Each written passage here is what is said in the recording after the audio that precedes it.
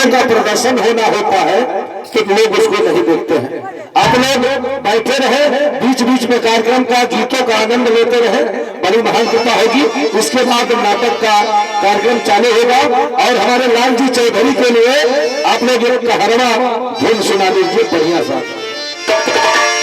और हिरान मरे कंगना रात छपा छोड़ेंगे, कहरवा कहरवा कहरवा ए सुनो और कहरवा सुनाई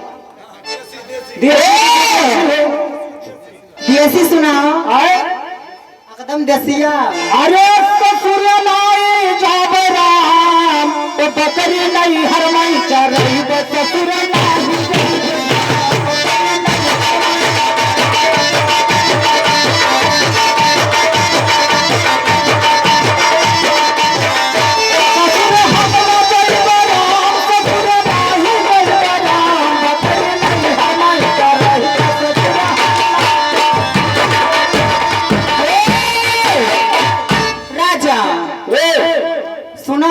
बहन ससुरे से हम मतलब नहीं नहीं हर मार बिताई तेरी खान रही नहीं है बहुत नहीं चला मारम ना कि जिंदगी में मरवाए नहीं हरे में जानते हो नहीं हरे बहुत निक लागत है।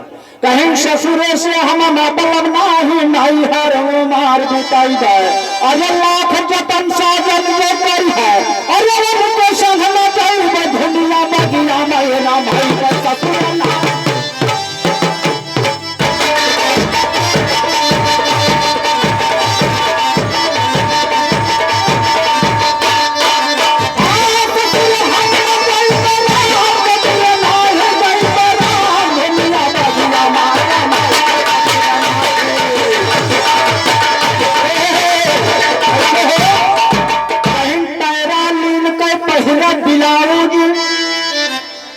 जरा आँख लगई पैरा लीन के पहिरा ब्लाउज और जरा आँख लगई अरे नीचे सारा ऊपर साड़ी अरे भावी रंग रंग अखिया लंग ढंग से लड़ाई ससुर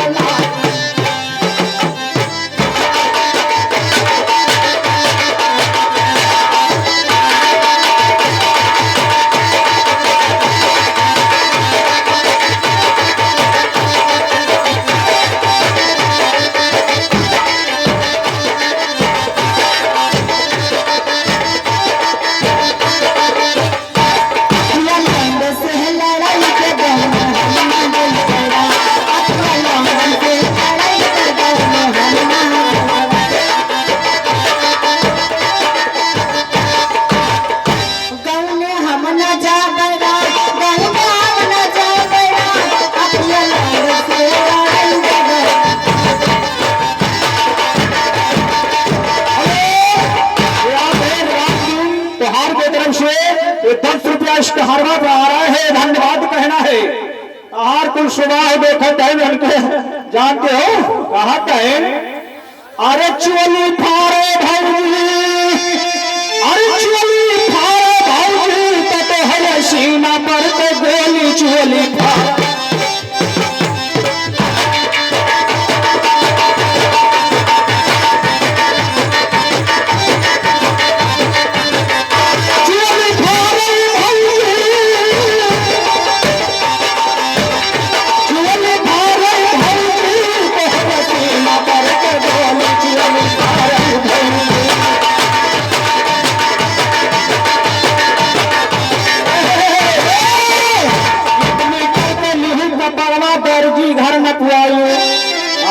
ऐसा हो कि मनिया बयार वार अंदर न जाए कहे न एकदम चुस्तदार रहा कहे यहाँ वहां न हो कहे एक मीटर के लिए को बड़ा और दर्जी घर न पाए आधे पियत के बिना आए अरे घेरी खेल खाओ कौन मारे एकदम घेरी चोल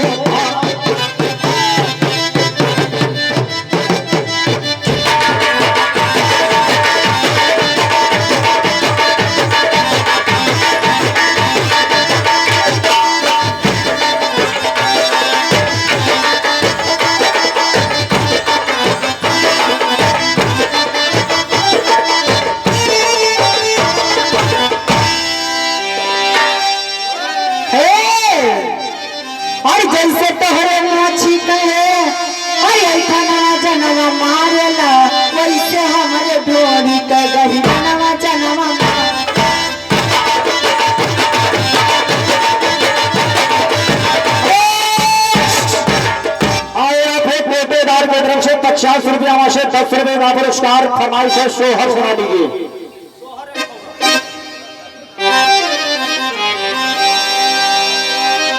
हेलो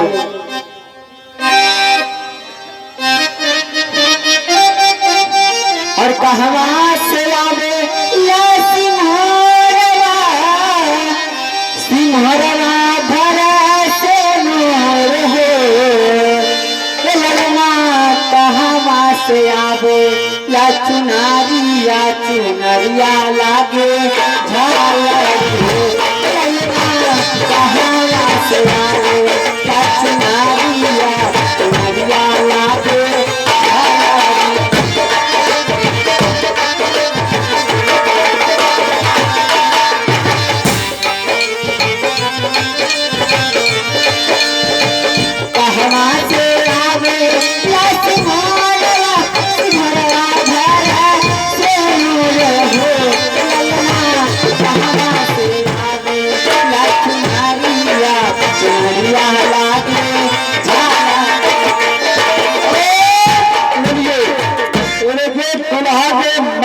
की तरफ से ये 20 रुपया आया है। कहना है झूमेंगे गजल गाएंगे लहरा के पिएंगे और झूमेंगे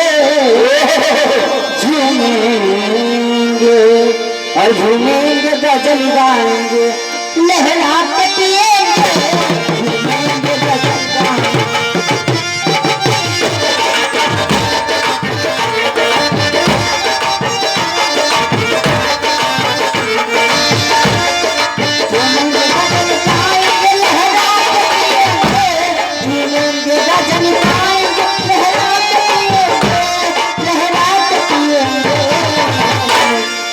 हमको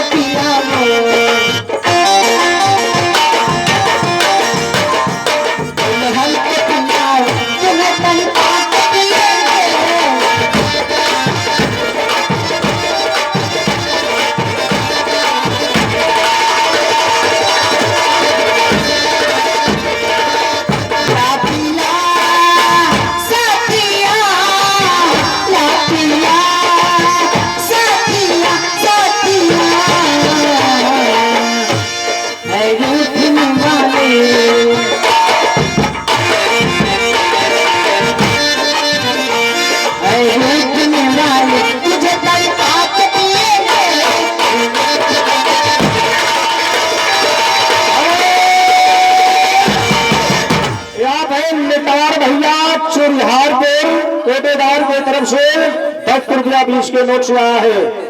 और कोई अच्छा सोहर कह रहे हैं सुना दीजिए।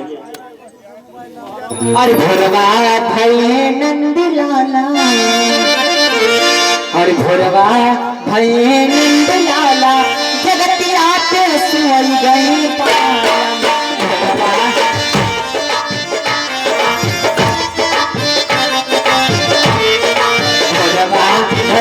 नंद लाला जगत रात सोई गई।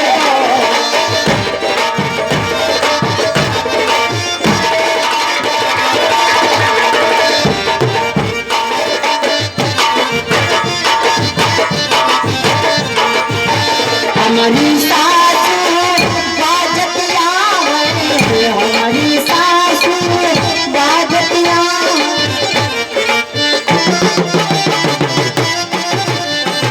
हमारी सासू बाजतिया मांगे देवतक मनाई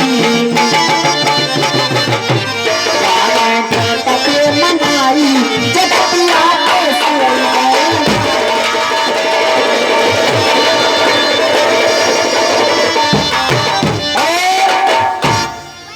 भैया। गंगा राम पिपरिया निवासी ये 10 रुपया दे रहे हैं और फरमाइशा है अरे झुलने का रंग साचा